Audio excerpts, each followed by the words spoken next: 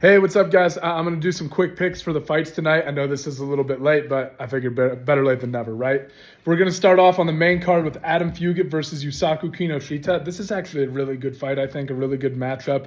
Yusaku's making his UFC debut. Fugit has one under the belt already. Granted, he lost, but man, it's the wrestling, right? I think that Fugit might be able to get this fight to the ground, and we've seen Yusaku kind of struggle throughout his MMA career so far with being taken down. Now, granted, he pops up very quickly, gets back to his feet well, but I'm just wondering if Fugit can get a hold of him if he has a chance here as the underdog. I like a little money on Fugit, and I like him in this one. Don't get me wrong. Yusaku is much smoother on the feet, right? I think he has much more power on the feet. Fugit's going to look for a lot of kicks, and I think that Yusaku is going to be looking to counter and get his hands going, and I think he has way better footwork. Like, it's just a question of, can Fugit kind of use those kicks to start closing the space and setting up takedowns? If so, I think he's successful in this as the underdog, but we'll see. Duho Choi versus Kyle Nelson. Oh, by the way, I got to go back to this one. Yusaku Kinoshita has one loss on his record, and it's actually a disqualification. He knocked the guy out. One of the fucking craziest knockouts I've seen. He just grabs the fence to get leverage and stomp KOs the guy. It's fucking brutal, and it deserves to be you watch stuff like that, and you're like, there needs to be rules because it's one of the most violent knockouts ever. I can't remember the name of his opponent, but I mean, if you guys are so inclined, go look it up. It's a heavy knockout. But that loss isn't really a loss, right? He was beating the guy up and he hurt him to get him into that position. So Yusaku's definitely good. He's really kind of undefeated. You know what I mean? He got DQ'd, but he hasn't lost, right? Nobody's beat him. Anyway, Duho Choi versus Kyle Nelson. This is a good fight, and Duho Choi's been having all that stuff going on, the military service in Korea and stuff. I know that there was something he got he thought he was going to have to do it, right? And then he got out of it somehow. I don't know if stuff with COVID got involved. I've read an article on it, but of course I forget most of it now.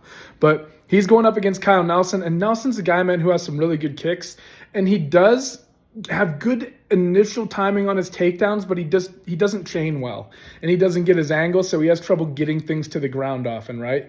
And sometimes he shoots out of desperation and doesn't set it up first, and guys like Jai Herbert kind of stuff it easily, right? So Nelson, I think, has some things that could land, but I really think Duho Choi's got way too much going on in this fight, way too many variables, too many tools. He's going to be giving Nelson way too many looks, and Choi has so much experience against high-level competition. I really like Duho Choi to finish Kyle Nelson in this fight. Blagoy Ivanov versus Marcin Tybura. This one's interesting because if you look at Ivanov, I know I'm mispronouncing, but he looks older, right? But actually, he's a year younger than Marcin Tybura. Tybura's 37, right? Ivanov's 36. Ivanov is good, dude, and his UFC losses have been the one to Derek Lewis, and who was the other one? Split decision loss. Was it Sakai? I can't remember, but man, I think that the person most likely to end up in top position in this fight is Ivanov.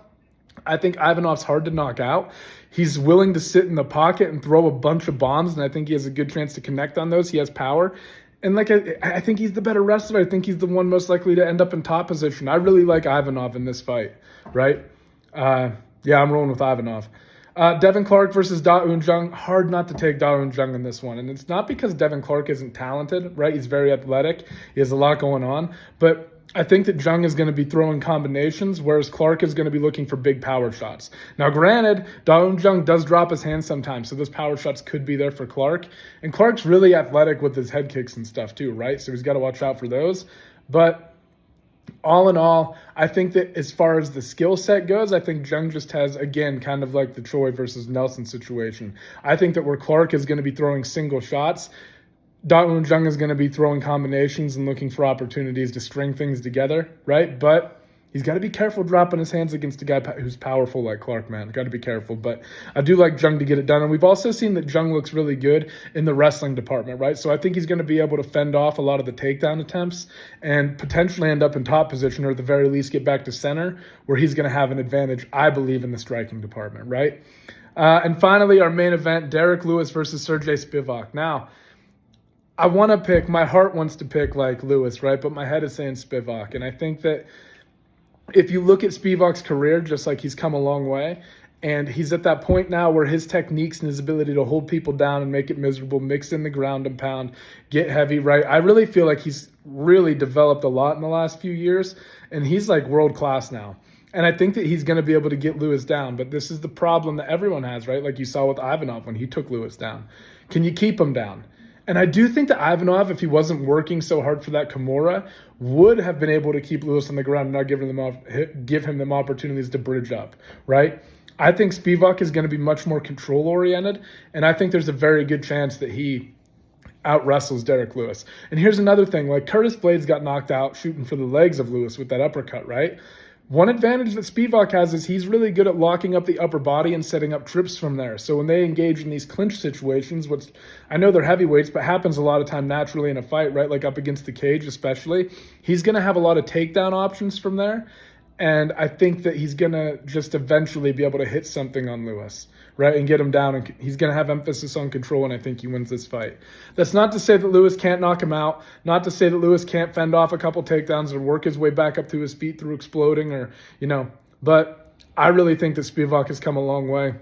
I think he's a world-class competitor now, and I think he's going to pick up a big win tonight against the Black Beast. So we'll see. But anyway, guys, thank you for tuning in. I appreciate it.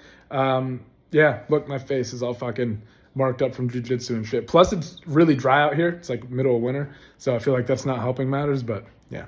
Anyway, guys, thank you again for tuning in. I appreciate it. Enjoy the fights tonight, and I will catch you all later. Bye-bye.